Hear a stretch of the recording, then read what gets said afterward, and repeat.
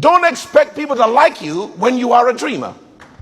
They just hate the idea that you're planning to go somewhere.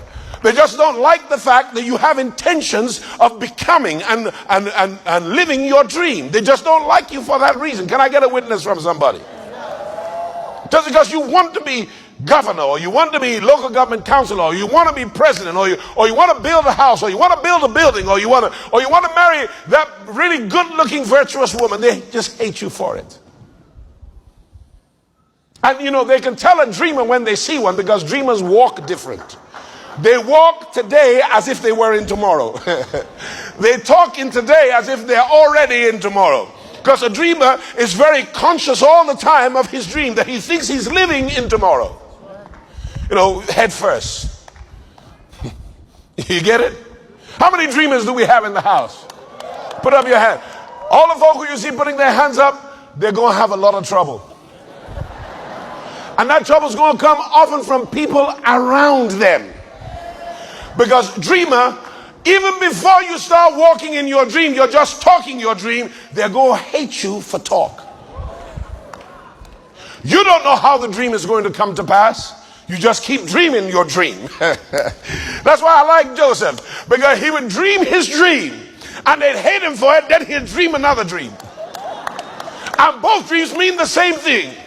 That I will be the head only and not the tail, above only and not beneath. I'm going to have it going on. He was a dreamer. Where are my dream folk here?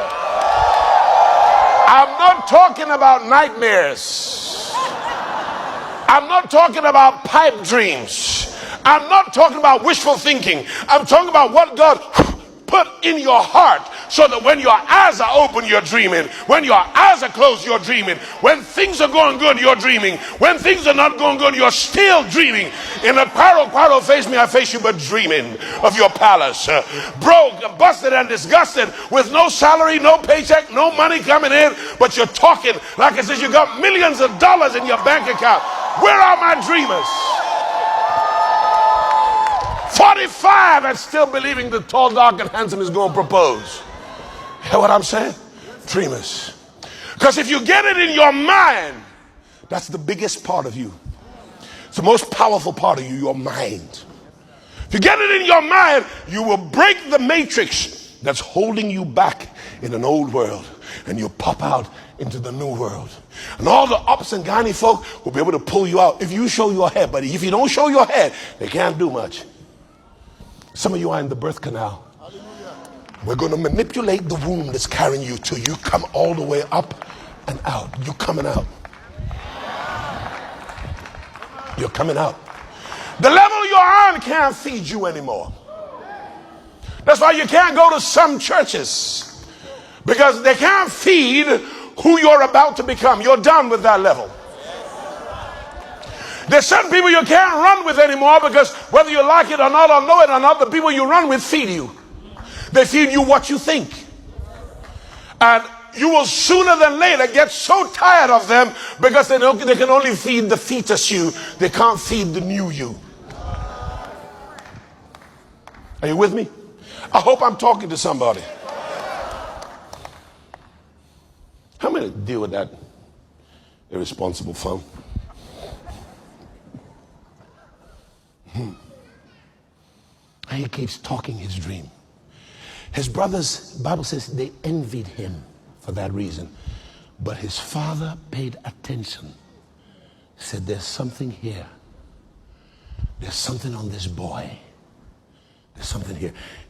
My dream, and the dream daddy had, and the dream granddaddy had, it's not going to die. This is the boy. This is the boy that God's going to use to make it happen. You see, Joseph was unaware that the manipulations of divine navigation and orchestration in his life were not because of him, but because of a promise that God made to his granddad. To his great-granddad, 250 years earlier. And God keeps his promises. He has so much integrity that men who keep their word are nothing to be compared to the integrity of God.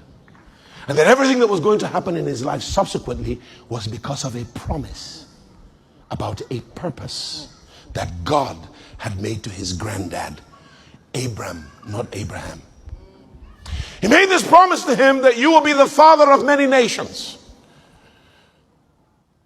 And that, Abe, I know you don't have a kid now, but I'm calling you father. Many years with no child. He said, now I'm calling you father of nations. 25 more years, no child.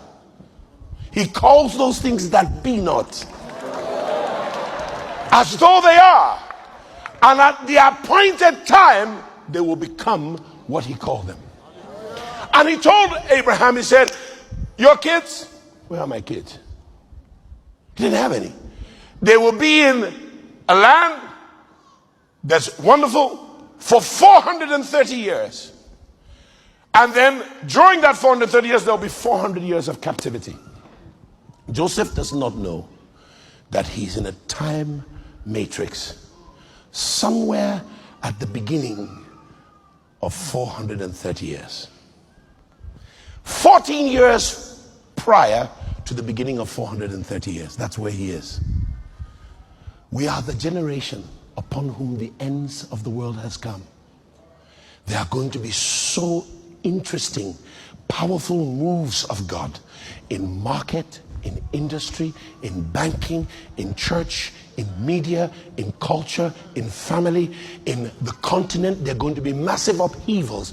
Nation fighting against nation, ethnicity coming against ethnicity. That's why you must pay attention. For these things that are written were written for our learning, upon whom the ends of the age have come.